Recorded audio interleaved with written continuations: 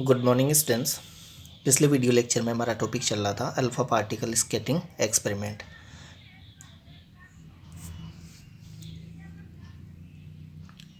इस टॉपिक में हमने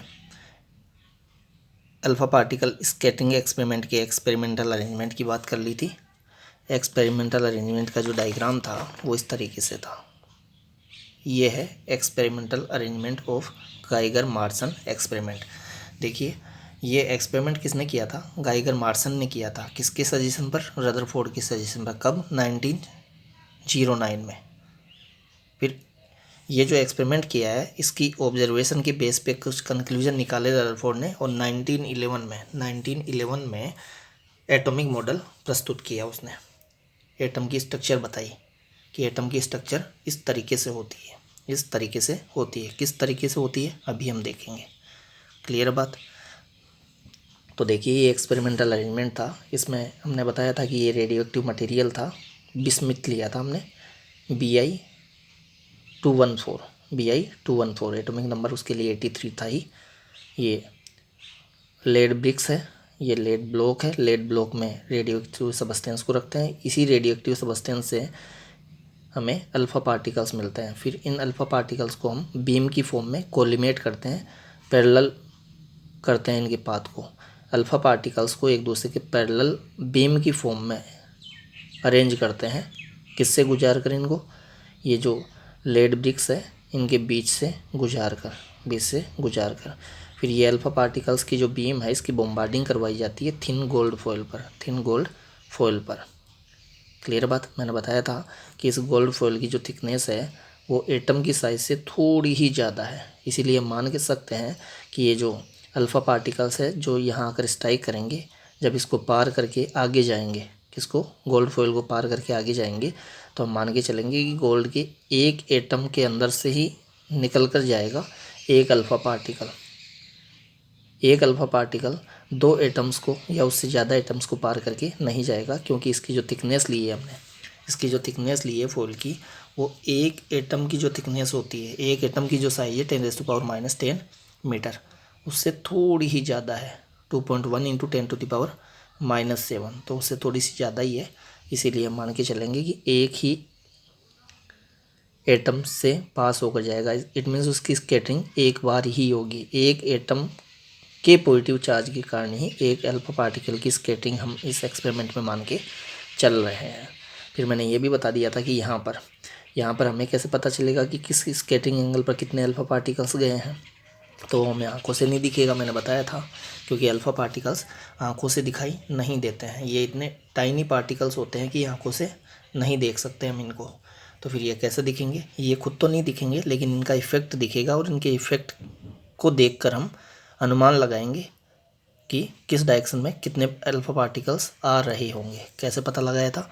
ये एक रोटेटेबल डिटेक्टर था जिसमें जिंक सल्फाइड की स्क्रीन होती है। जिंक सल्फाइड एक ऐसा फ्लोरोसेंट मटेरियल होता है जिस पर जब हाई स्पीड से आकर पार्टिकल्स स्ट्राइक करते हैं, अल्फ़ा पार्टिकल्स स्ट्राइक करते हैं, तो वो टाइनी फ्लैशेज प्रोड्यूस करते हैं। किस पर? जिंक सल्फाइड की स्क्रीन पर।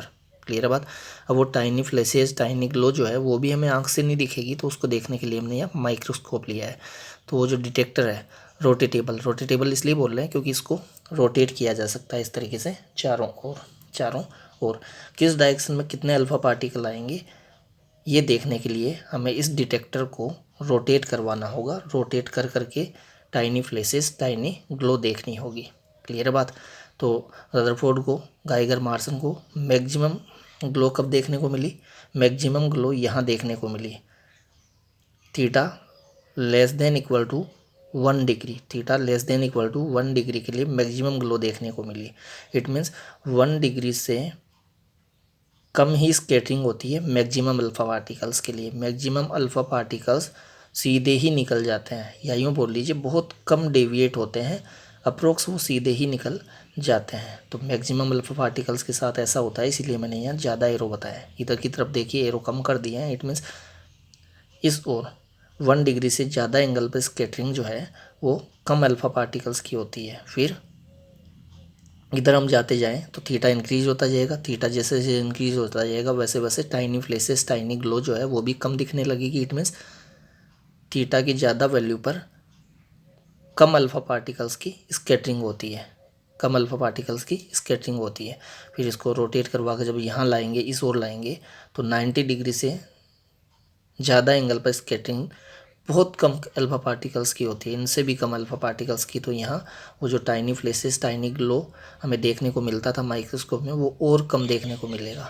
फिर जब इस ओर देखा जाएगा, उनको इस ओर देखा जाएगा, किस ओर, जिस ओर से अल्फ़ा पार्टिकल्स आकर यहाँ स्ट्राइक करते थे, यहाँ बॉम्बार्डिंग करवाई थी, उसी डायरेक्शन में उनकी उसी पाथ पर वापस रिबाउंड जो हो रहे हैं, तो इस डायरेक्शन में ग्लो नेग्लिजिबल है, यहाँ तो कुछ भी नहीं है। ये हमने बताया था कि ये वाला केस अकेजनली ही अकर होता है, रेयरली ही ये केस देखने को मिलता है। हमने कहा था कि 20,000 अल्फ़ा पार्टिकल्स हम यहाँ स्ट्राइक करवाते हैं, यहाँ बॉम्बार्डिंग करवाते हैं, तो उसमें से अप्रोक्स ऑलमोस्ट एक अल्फ़ा पार्टिकल ही रिबाउंड होता है।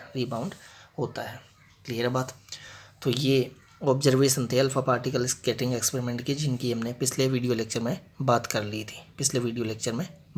थी। देखिए यहाँ, the fact that only A small fraction of the number of incident particles rebound back indicates that the number of alpha particles undergoing head-on collision is small। head-on collision समझ गए आप, कि gold atom के अंदर उसका जो positive charge है वो पूरे वॉल्यूम में ना होकर उसके सेंटर पे एक छोटे से रीजन में, छोटे से वॉल्यूम में कॉन्सेंट्रेट माने, जिसको हम न्यूक्लियस नाम दे रहे हैं। तो उस न्यूक्लियस की सिद में जो अल्फ़ा पार्टिकल्स जाएगा, न्यूक्लियस की सिद में जो अल्फ़ा पार्टिकल जाएगा, उस पर रिपल्सिव फोर्स मैक्सिमम लगेगा, उस गोल्ड न्यूक्लियस के पॉजिटिव चार्ज के कारण, मैक्सिमम रिपल्सिव फोर्स के कारण वो जो सिद में जा रहा था न्यूक्लियस की, वो रिबाउंड हो जाएगा, वापस उसी पाथ पर रिटर्न हो जाएगा कूलॉम रिपल्सिव फोर्स के कारण। तो ये वाली जो सिचुएशन है, ये वाला जो केस है, हमें 20,000 अल्फ़ा पार्टिकल्स में से किसी एक अल्फ़ा पार्टिकल के लिए ही देखने को मिलता है।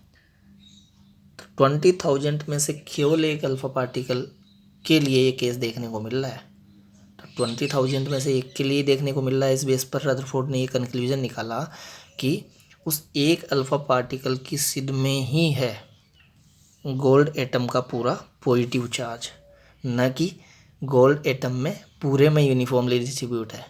इट मीन्स वो गोल्ड के पूरे एटम में यूनिफॉर्मली डिस्ट्रीब्यूट नहीं है गोल्ड एटम का पॉजिटिव चार्ज, वो उसके वॉल्यूम में, एटम के वॉल्यूम में एक छोटी सी जगह पर, एटम का जो पूरा स्पेयर होता है, उस स्पेयर में उसके सेंटर पर छोटे से रीजन में, छोटे से वॉल्यूम में ही कॉन्सेंट्रेट है। इसीलिए उस छोटे से रीजन, उस छोटे से वॉल्यूम की सिद में जो अल्फ़ा पार्टिकल जाता है, जो कि 20,000 में से कोई एक ही जाता है, तो वही रिबाउंड हो पाता है।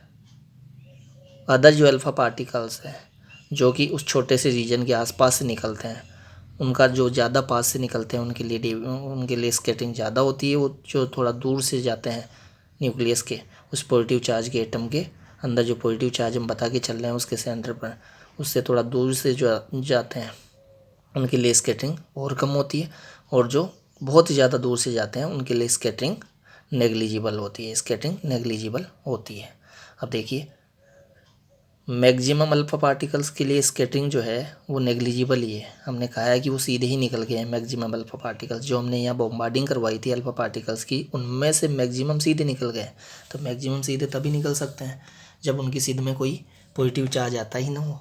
इट मीन्स गोल्ड एटम का पॉजिटिव चार्ज जिन अल्फ़ा पार्टिकल्स की सिद में नहीं आएगा वो सीधे निकल जाएंगे। तो उनके पाथ में गोल्ड एटम का पॉजिटिव चार्ज आया ही नहीं है। इट मीन्स वहाँ गोल्ड एटम का पॉजिटिव चार्ज था ही नहीं। गोल्ड एटम का पॉजिटिव चार्ज 20,000 में से किसी एक अल्फ़ा पार्टिकल की सिद में ही था। इट मीन्स गोल्ड एटम के सेंटर पर एक छोटे से वॉल्यूम में ही था।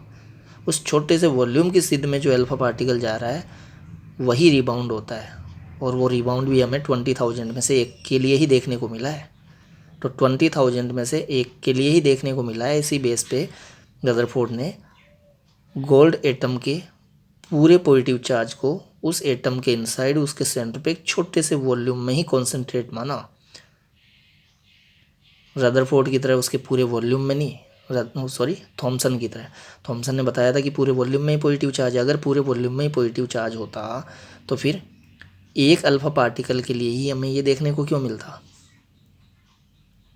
क्लियर बात। तो ये बताया this head on collision, head on collision उसी को बोल रहे हैं कि उसकी सिद में जा रहा है अल्फा पार्टिकल जो कि न्यूक्लियस की सिद में जा रहा है, तो वो जो कोलिजन होगी, जो कि कॉन्टेक्ट वाली कोलिजन नहीं होगी, मैंने बताया वो दूर से ही हो जाएगी, head on collision is small. This implies that the total positive charge of the atom is concentrated in a small volume, not in whole volume of the atom as in Thompson model. Clear बात। Thompson ने अपने atomic model में atom का पूरा positive charge उस atom के पूरे volume में यूनिफॉर्मली डिस्ट्रीब्यूट माना था, जबकि अगर ऐसा होता तो फिर ये जो अभी हमें 20,000 में से एक अल्फ़ा पार्टिकल के लिए ही रिबाउंड देखने को मिला है, वो कैसे मिलता। ये 20,000 में से एक ही मिला है, इट मीन्स उस एक पर ही स्ट्रॉन्ग रिपल्सिव फोर्स लगा है। तो स्ट्रॉन्ग रिपल्सिव फोर्स तो तभी लग सकता है जब पूरा पॉजिटिव चार्ज किसी एक पॉइंट पर ही पड़ा हो। अगर पूरे एटम के वॉल्यूम में ही वो बिखरा हुआ होगा तो फिर वो इतना स्ट्रॉन्ग रिपल्सिव फोर्स अप्लाई नहीं कर पाएगा अल्फ़ा पार्टिकल पर। तो अल्फ़ा पार्टिकल की 180 डिग्री पर स्कैटरिंग नहीं होगी, इट मीन्स वो रिबाउंड नहीं होगा। कब? जब एटम के पूरे वॉल्यूम में ही पॉजिटिव चार्ज यूनिफॉर्मली डिस्ट्रीब्यूट माना जाए उस एटम का। क्लियर बात। तो देखिए अल्फ़ा पार्टिकल स्कैटरिंग एक्सपेरिमेंट की जो ऑब्जर्वेशंस थी, जो कि अभी हमने देखी कि मैक्सिमम अल्फ़ा पार्टिकल सीधे ही निकल गए। 8,000 में से कोई एक अल्फ़ा पार्टिकल 90 डिग्री से ज़्यादा स्कैटरिंग एंगल पर डेविएट हुआ। फिर 20,000 अल्फ़ा पार्टिकल्स में से कोई एक अल्फ़ा पार्टिकल रिबाउंड हुआ। तो ये जो ऑब्जर्वेशंस थी उनके बेस पे रदरफोर्ड ने कुछ कंक्लूजन निकाले, कुछ रिजल्ट निकाले, और उन कंक्लूजन्स को बेस बनाकर उसने अपना एटॉमिक मॉडल दिया। फिर अपना एटॉमिक मॉडल दिया। तो पहले हम कंक्लूजन्स की बात करते हैं, फिर उन कंक्लूजन्स के बेस पे उसने अपना एटॉमिक मॉडल दिया है, जिसकी हम नेक्स्ट वीडियो लेक्चर में बात करेंगे। तो इस वीडियो लेक्चर में हम कंक्लूजन्स की बात करते हैं। पिछले वीडियो लेक्चर में हमने ऑब्जर्वेशन देखा था, जिसको मैंने अभी और रिपीट कर दिया है। अब हम कंक्लूजन की बात करते हैं। देखिए मैक्सिमम अल्फ़ा पार्टिकल सीधे निकल गए थे, अभी ऑब्जर्वेशन में हमने बताया। किससे? गोल्ड फॉयल से। थिन गोल्ड फॉयल से मैक्सिमम अल्फ़ा पार्टिकल्स के सीधे ही, या यूँ बोल लीजिए बहुत कम डेविएट होकर निकल जाने के बेस पे रदरफोर्ड ने ये कंक्लूजन निकाला कि एटम का मैक्सिमम पार्ट जो है वो होलो है, वो खाली है, उसमें कोई पॉजिटिव चार्ज नहीं है। थॉमसन ने जैसा बताया था वैसा नहीं है। थॉमसन ने एटम के पूरे वॉल्यूम में पॉजिटिव चार्ज यूनिफॉर्मली डिस्ट्रीब्यूट बताया था, ऐसा नहीं है। ये कौन बोल रहा है? रदरफोर्ड बोल रहा है। देखिए a most of the particles pass straight through the foil, so most of the space with in atom must be empty. होना ही चाहिए, खाली होना ही चाहिए। क्यों? क्योंकि अगर खाली नहीं होगा, थॉमसन की तरह पूरे एटम में ही पॉजिटिव चार्ज होगा, तो फिर अल्फ़ा पार्टिकल्स किसी भी डायरेक्शन में जाए, कोई सा भी अल्फ़ा पार्टिकल हो, उस पर उसकी सिद में, उसके पाथ की सिद में एटम का पॉजिटिव चार्ज, गोल्ड एटम का पॉजिटिव चार्ज आएगा ही आएगा, आएगा ही आएगा। तो उसकी स्कैटरिंग होगी ही होगी। तो सबके लिए स्कैटरिंग देखने को मिलेगी, जबकि हमने तो बताया कि मैक्सिमम तो सीधे ही निकल जाते हैं, उनकी स्कैटरिंग होती ही नहीं है। या यूँ बोल लीजिए स्कैटरिंग होती भी है तो बहुत कम स्कैटरिंग एंगल होता है उनके लिए, बहुत कम स्कैटरिंग एंगल होता है उनके लिए। तो मैक्सिमम अल्फ़ा पार्टिकल्स के गोल्ड फॉल से सीधे ही निकल जाने के बेस पे, बिना डेविएट हुए ही निकल जाने के बेस पे, बिना स्कैटर हुए ही निकल जाने के बेस पे रदरफोर्ड ने ये कंक्लूजन निकाला कि एटम का ज़्यादातर भाग जो है, ज़्यादातर पार्ट जो है वो खाली ही है, खाली है, तभी उससे सीधे निकल गए विदाउट एनी डेविएशन।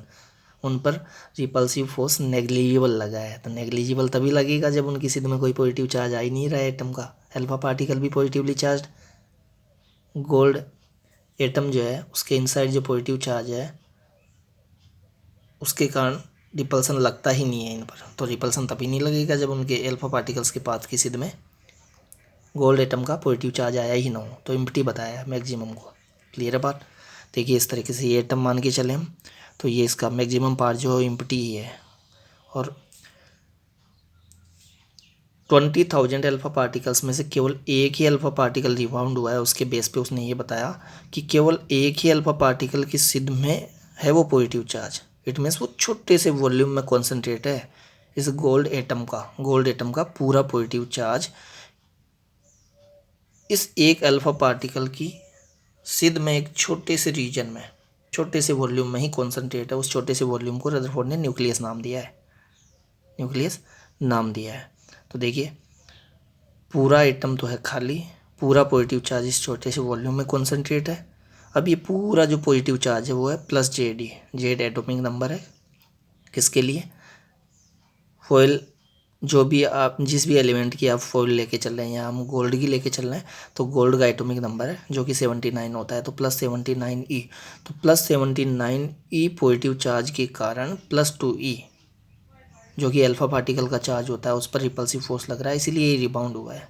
अगर ये पूरे में यूनिफॉर्मली डिस्ट्रीब्यूट होता, तो आप खुद समझिए, पूरे में यूनिफॉर्मली डिस्ट्रीब्यूट होता तो इस अल्फा पार्टिकल पर इतना स्ट्रॉन्ग रिपल्सिव फोर्स ये लगा ही नहीं पाता, क्योंकि पूरे में बिखरा हुआ रहता भी पॉजिटिव चार्ज, जैसा कि थॉमसन ने बताया।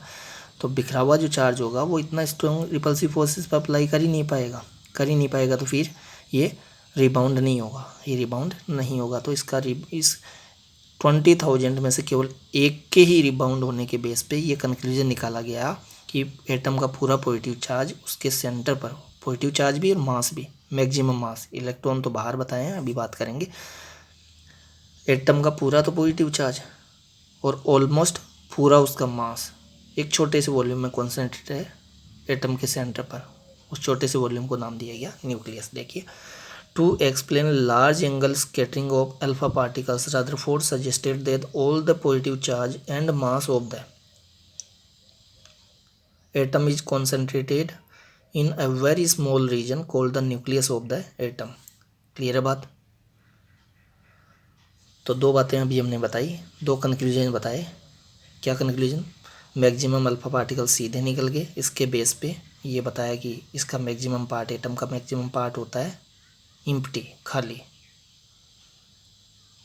दूसरा, 20,000 में से किसी एक अल्फा पार्टिकल के ही रिबाउंड होने के बेस पे ये बताया कि केवल उस अल्फा पार्टिकल की सिद्ध में ही है एटम का पूरा पॉजिटिव चार्ज। इट मीन्स एक छोटे से वॉल्यूम में एटम का पूरा पॉजिटिव चार्ज भी और ऑलमोस्ट पूरा मास भी।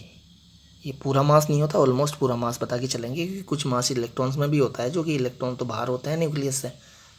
क्लियर बात। तो पूरा तो पॉजिटिव चार्ज, ऑलमोस्ट पूरा मास यहाँ कॉन्सेंट्रेट बताया। अब थर्ड की बात करते हैं। थर्ड में वो इलेक्ट्रॉन डिस्ट्रीब्यूशन की बात कर रहा है। क्लियर बात। पॉजिटिव चार्ज की डिस्ट्रीब्यूशन की हमने बात कर ली। पॉजिटिव चार्ज पूरे वॉल्यूम में डिस्ट्रीब्यूट नहीं है according to Rutherford alpha particle scattering experiment.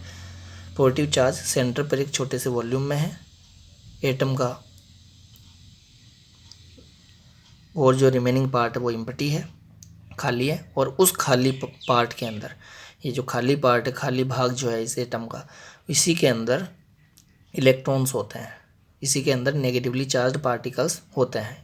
Electron की डिस्कवरी पहले कर चुका है जे थॉमसन। थॉमसन को टॉमसन भी बोलते हैं।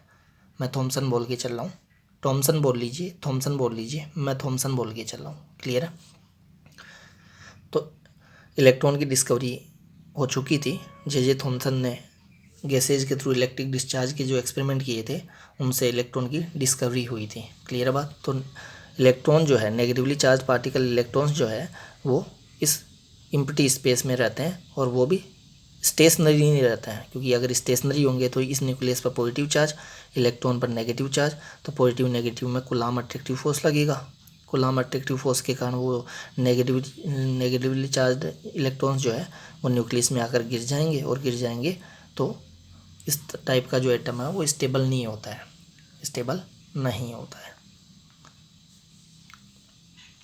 लेकिन हम जानते हैं कि एटम स्टेबल होता है। तो एटम की स्टेबिलिटी को एक्सप्लेन करने के लिए रदरफोर्ड ने कहा कि ये जो इलेक्ट्रॉन्स है इस एम्प्टी स्पेस में, वो स्टेशनरी नहीं है। अगर स्टेशनरी होंगे तो इसमें गिर जाएंगे और एटम स्टेबल होगा ही नहीं। क्लियर बात।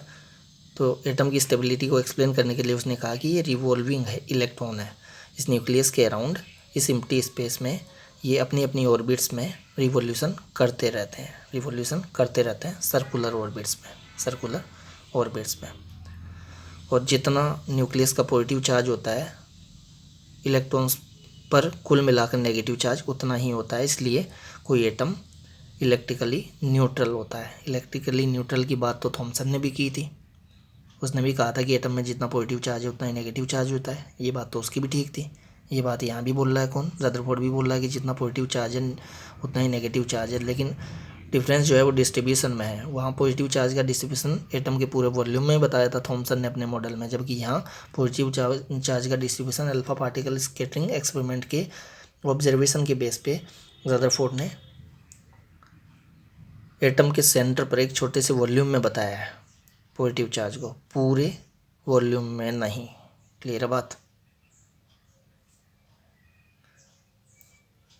ये स्कैटरिंग को एक्सप्लेन करता हुआ डायग्राम है। स्कैटरिंग को एक्सप्लेन कर रहा है कि स्कैटरिंग कैसे हो रही है, मैक्सिमम अल्फा पार्टिकल सीधे क्यों निकल जाते हैं और 20,000 में से कोई एक अल्फा पार्टिकल ही रिबाउंड क्यों होता है।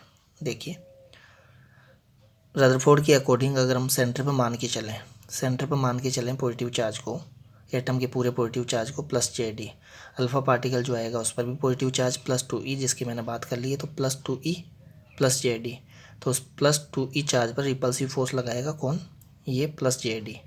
तो उसके कारण उसकी काइनेटिक एनर्जी, क्योंकि वो मूव करके आ रहा है, उसकी एनर्जी बताई थी हमने 5.5 मिलियन इलेक्ट्रॉन वोल्ट एनर्जी वाला है वो अल्फा पार्टिकल।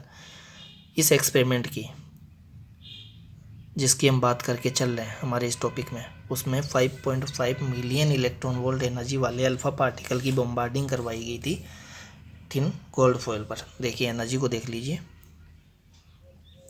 एनर्जी थी 5.5 मिलियन इलेक्ट्रॉन वोल्ट। अब इसको जूल में कन्वर्ट करें तो कैसे करेंगे, देखिए 1 इलेक्ट्रॉन वोल्ट में इतने जूल होते हैं, ये हमने बताया भी था, एक चैप्टर पढ़ा है हमने इलेक्ट्रिक पोटेंशियल वाला, उसमें हमने बात की थी ऐसे। 1 electron volt is equal to 1.6 into 10⁻⁻19 joule होता है। ये मेगा बोल लीजिए, मिलियन बोल लीजिए, मिलियन इलेक्ट्रॉन वोल्ट, तो मिलियन का मीनिंग होता है 10⁻6, तो ये 1 इलेक्ट्रॉन वोल्ट के इक्वल जूल हो गया। अब मैं 1 मिलियन इलेक्ट्रॉन वोल्ट के इक्वल जूल बताऊं तो मिलियन के प्लेस पे 10⁻6, 1 EV के प्लेस पे ये पुट कर ही दिया है, तो इतने जूल हो गए। क्लियर है बात।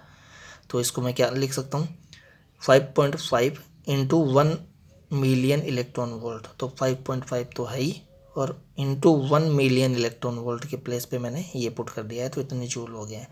तो इतने जूल काइनेटिक एनर्जी वाले अल्फा पार्टिकल्स की बॉम्बार्डिंग करवाई जा रही है अपने यहाँ एक्सपेरिमेंट में थिन गोल्ड फॉयल पर। तो जैसे जैसे अल्फा पार्टिकल पास आते जाएंगे किसके, गोल्ड फॉयल के, तो गोल्ड फॉयल का जो एटम है उस एटम के अंदर जो उसका पॉजिटिव चार्ज है, उस पॉजिटिव चार्ज जिसको कि यहाँ सेंटर पर मान के चल रहा है रदरफोर्ड, क्योंकि सेंटर पर होगा तभी हम उन ऑब्जर्वेशंस को एक्सप्लेन कर पाएंगे जो कि अल्फा पार्टिकल स्कैटरिंग एक्सपेरिमेंट में हमें देखने को मिली है। क्लियर है बात। तो उन्हीं ऑब्जर्वेशंस के बेस पे तो रदरफोर्ड ने यहाँ पॉजिटिव चार्ज को सेंटर पर कॉन्सेंट्रेट माना है, क्योंकि उन ऑब्जर्वेशंस को तभी एक्सप्लेन किया जा सकेगा जब पॉजिटिव चार्ज पूरे वॉल्यूम में, एटम के पूरे वॉल्यूम में यूनिफॉर्मली डिस्ट्रीब्यूट न होकर एटम के सेंटर पे एक छोटे से वॉल्यूम में कॉन्सेंट्रेट समझा जाए। क्लियर है बात। तो देखिए कैसे समझेंगे, मैक्सिमम अल्फा पार्टिकल सीधे इस निकल गए हैं, क्योंकि अभी हमने कहा कि इस एटम का मैक्सिमम पार्ट जो है वो तो क्या है, एम्प्टी है, खाली है, उसमें कोई पॉजिटिव चार्ज नहीं है, तो मैक्सिमम पार्ट जो है वो खाली है। तो इस पार्ट से जो अल्फा पार्टिकल्स निकलेंगे वो बिना डेविएट हुए सीधे ही निकल जाएंगे। क्यों, क्योंकि ये हमने छोटा सा वॉल्यूम बताया, पॉजिटिव चार्ज छोटे से वॉल्यूम में बताया एटम के इनसाइड उसके सेंटर पर। तो इस सेंटर के पास से, इस एटम के सेंटर के पास से जो अल्फा पार्टिकल्स पास होंगे, और बहुत कम ही पास होंगे सेंटर के पास से, तो उन बहुत कम अल्फा पार्टिकल्स के लिए ही हमें ज़्यादा स्कैटरिंग देखने को मिलेगी, और ज़्यादा स्कैटरिंग हमें बहुत कम अल्फा पार्टिकल्स के लिए तो देखने को मिली है। हमने कहा 8000 अल्फा पार्टिकल्स में से ऑलमोस्ट एक अल्फा पार्टिकल 90 डिग्री से ज़्यादा पर डेविएट हुआ है, और 20,000 में से ऑलमोस्ट एक अल्फा पार्टिकल 180 डिग्री पे रीबाउंड हुआ है। क्लियर बात। बहुत कम अल्फा पार्टिकल्स के लिए ही तो हमें स्कैटरिंग ज़्यादा देखने को मिली है। तो वो बहुत कम के लिए इसलिए देखने को मिलती है क्योंकि पूरा पॉजिटिव चार्ज यहाँ सेंटर पर एक छोटे से वॉल्यूम में है, तो इस छोटे से वॉल्यूम के पास से जो गुजरेंगे अल्फा पार्टिकल्स उन पर कूलम्ब रिपल्सिव फोर्स मैक्सिमम होगा, और जिन पर कूलम्ब रिपल्सिव फोर्स मैक्सिमम होगा वही ज़्यादा एंगल से स्केटर होंगे, उनकी स्केटरिंग ज़्यादा एंगल से होंगी। तो देखिए इस पॉजिटिव चार्ज की एटम के पॉजिटिव चार्ज की सिद में, न्यूक्लियस की सिद में जो अल्फा पार्टिकल आएगा उसकी काइनेटिक एनर्जी धीरे धीरे डिक्रीज होती जाएगी। डिक्रीज होते होते होते होते फाइनली इस पॉइंट पर आकर जहाँ वो जीरो हो जाएगी, वहाँ जीरो होने के बाद में वापस रिबाउंड हो जाएगा, वापस रिटर्न हो जाएगा अपने उसी पाथ पर। तो इसके लिए angle of skating angle 180 degree हो जाएगा। क्लियर है बात। अब ये एक अल्फा पार्टिकल ही इसकी सिद में आ सकता है। क्लियर है बात। यही हम बोल लीजिए थोड़े बहुत ही अल्फा पार्टिकल इसकी सिद में आएंगे, जो इसकी सिद में आएंगे उनके लिए स्कैटरिंग एंगल पाई के आसपास होगा। अब जो है, अब ये मैक्सिमम पार्ट हमने एम्प्टी बताया, तो ये जो अल्फा पार्ट जैसे जैसे आप दूर की तरफ जाएंगे, देखिए इस अल्फा पार्टिकल की स्कैटरिंग मैक्सिमम है 180 डिग्री से। ये जो न्यूक्लियस से थोड़ा दूर से पास होगा इसके लिए स्कैटरिंग थोड़ी कम है, 180 डिग्री से कम है।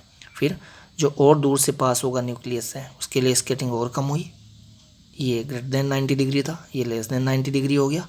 फिर जो और न्यूक्लियस के दूर से गुजरा उसके लिए स्कैटरिंग और कम होगी, वो और कम मुड़ा क्योंकि रिपल्सिव फोर्स कम होता जा रहा है। इसके लिए रिपल्सिव फोर्स मैक्सिमम था, इस पर रिपल्सिव फोर्स थोड़ा इससे कम था, इस पर और कम, इस पर और कम, इस पर और कम, इस तरीके से। तो जो दूर से, जो सेंटर से, एटम के सेंटर से जो दूर से पास होते हैं उन अल्फा पार्टिकल्स पर इस एटम के पॉजिटिव चार्ज के कारण रिपल्सिव फोर्स बहुत कम लगता है, इसलिए उनका डेविएशन, उनकी स्कैटरिंग बहुत कम होती है। इसीलिए मैक्सिमम अल्फा पार्टिकल्स सीधे निकल जाते हैं, मैक्सिमम अल्फा पार्टिकल्स सीधे निकल जाते हैं। क्लियर है बात। ये क्लियर हो गया होगा, जैसा मैंने इधर बताया वैसा ही इधर। जैसे जैसे आप न्यूक्लियस से दूर होते जाएंगे वैसे वैसे न्यूक्लियस के पॉजिटिव चार्ज के कारण अल्फा पार्टिकल्स पर रिपल्सिव फोर्स डिक्रीज होता जाएगा, क्योंकि डिस्टेंस इंक्रीज होने के साथ कूलम्ब फोर्स जो है वो डिक्रीज होता जाता है। तो डिक्रीज होता जाएगा तो स्कैटरिंग भी कम होती जाएगी, ये कम मुड़ेंगे। फिर देखिए ये सबसे ज़्यादा मुड़ा है, उसी पाथ पर रिटर्न हो गया। ये फिर 180 डिग्री से तो कम मुड़ा है लेकिन 90 डिग्री से ज़्यादा मुड़ा है। ये 90 डिग्री से कम मुड़ा है, ये जीरो के आसपास हो गए हैं। फिर तो मैक्सिमम अल्फा पार्टिकल सीधे निकल जाएंगे। इनका एक्सप्लेनेशन नेक्स्ट पेज पे लिखा हुआ है। 1 और 2 के लिए हमने बता रखा है 0 डिग्री के आसपास स्कैटरिंग एंगल, इधर 1 2 के लिए, इधर 1 डेज 2 डेज के लिए। फिर 3 4 के लिए हमने बता रखा है स्कैटरिंग एंगल ज़्यादा, 3 4 3 डेज 4 डेज के लिए। और 5 जो है उसके लिए हमने रिबाउंडिंग बोल रखी है। नेक्स्ट पेज पे आप देख सकते हैं explanation of scattering of alpha particles. तो अल्फा पार्टिकल्स की स्कैटरिंग क्यों हो रही है उसको हमने यहाँ एक्सप्लेन किया है, उसी के बेस पे एक्सप्लेन किया है।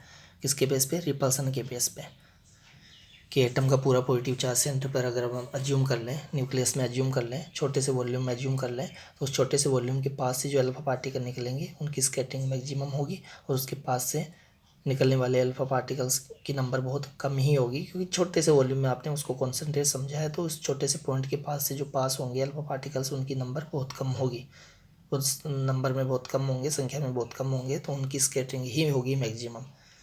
अदर जो अल्फा पार्टिकल्स है वो उस पॉइंट से, उस रीजन से, उस न्यूक्लियस से दूर से पास होंगे, तो उनके लिए स्कैटरिंग बहुत कम देखने को मिलेगी। क्लियर बात। वीडियो को पॉज करके आप रीड कर सकते हैं, मैंने पूरी बातें एक्सप्लेन कर दी है। अब देखिए यहाँ हमने अल्फा पार्टिकल की बात की कि अल्फा पार्टिकल होता क्या है। टॉपिक हमारा यहाँ ख़त्म हो गया है। अब तो यहाँ हम नोट पॉइंट जो है उनमें बात कर रहे हैं, इस टॉपिक में से रिलेटेड जो इम्पोर्टेंट बातें हैं उनकी, जो हमारे माइंड में होनी चाहिए ताकि टॉपिक हमें इजीली समझ आए। देखिए यहाँ हमने अल्फा पार्टिकल की बात की है, अल्फा पार्टिकल का चार्ज बताया, जो कि मैं पहले बता चुका हूँ, Q alpha is equal to +2e, proton के चार्ज का दुगुना होता है अल्फा पार्टिकल पर चार्ज।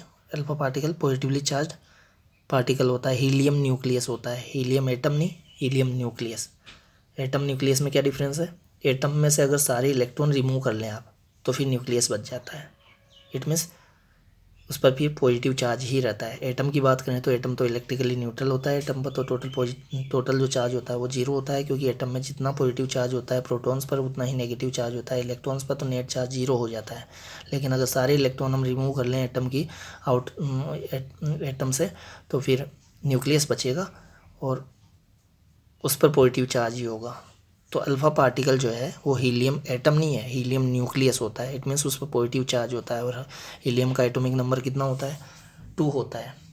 2 होता है तो उसमें उसके न्यूक्लियस में 2 प्रोटॉन है, क्योंकि जितना एटॉमिक नंबर होता है न्यूक्लियस में उतने ही प्रोटॉन होते हैं। 2 प्रोटॉन है तो एक प्रोटॉन का चार्ज प्लस ही, तो 2 प्रोटॉन्स का चार्ज +2 ही। क्लियर है? मास प्रोटॉन की मास का अप्रोक्स 4 टाइम्स बताया था हमने। कैसे बताया था हम बता चुके हैं। ई का वैल्यू मैंने यहाँ बता दिया। Mass of proton 1.67 into 10⁻⁻27 कुलाम। कुलाम नहीं, सॉरी, किलोग्राम। मास है, कुलाम तो चार्ज का यूनिट होता है, मास का यूनिट किलोग्राम। क्लियर है बात? अब यहाँ देखिए, यहाँ रदरफोर्ड एक्सपेरिमेंट के बेस पे हमने न्यूक्लियर साइज बताई है, न्यूक्लियस की साइज बताई है, रफ आइडिया दिया है। Size of nucleus to be about 10⁻⁻15 metre to 10⁻⁻14 metre. 10⁻⁻15 metre को हम फेम्टोमीटर और फर्मी बोलते हैं। 1 फर्मी और 1 फेम्टोमीटर इजिकल टू 10⁻⁻15 मीटर होता है। तो न्यूक्लियस की जो रेडियस होती है, न्यूक्लियस का जो साइज होता है, वो हम इस ऑर्डर का बता के चलते हैं। अब ये कैसे बता के चलते हैं, इसको भी हम एक टॉपिक पढ़ेंगे, एक वीडियो लेक्चर देखेंगे, distance of closest approach. Distance of closest approach इसमें बात करेंगे। देखिए ये टॉपिक देखेंगे हम।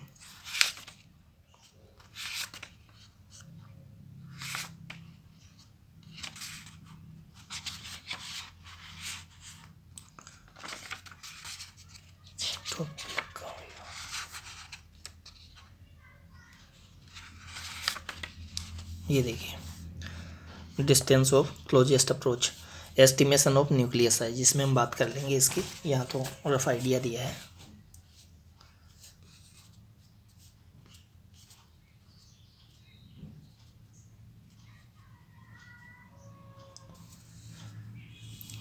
क्लियर है?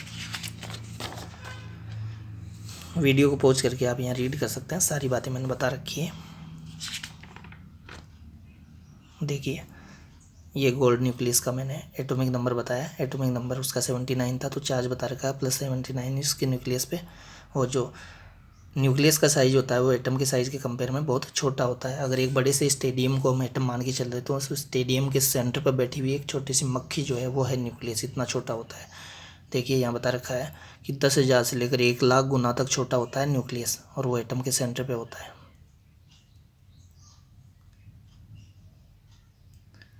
यहाँ हमने बता रखा है कि वो जो अल्फ़ा पार्टिकल जब आएगा और वो गोल्ड फॉइल के अंदर, जो गोल्ड के एटम है उनके अंदर से पास होगा, तो गोल्ड एटम में उसके अपने इलेक्ट्रॉन्स भी तो है न्यूक्लियस के अराउंड रिवॉल्यूशन करते हुए। तो उन इलेक्ट्रॉन्स के कारण अल्फ़ा पार्टिकल्स की स्कैटरिंग नहीं होती क्या? तो हम बता के चल रहे हैं कि इलेक्ट्रॉन्स जो होते हैं वो काफ़ी लाइट वेट होते हैं, किसके कंपेयर में? अल्फ़ा पार्टिकल के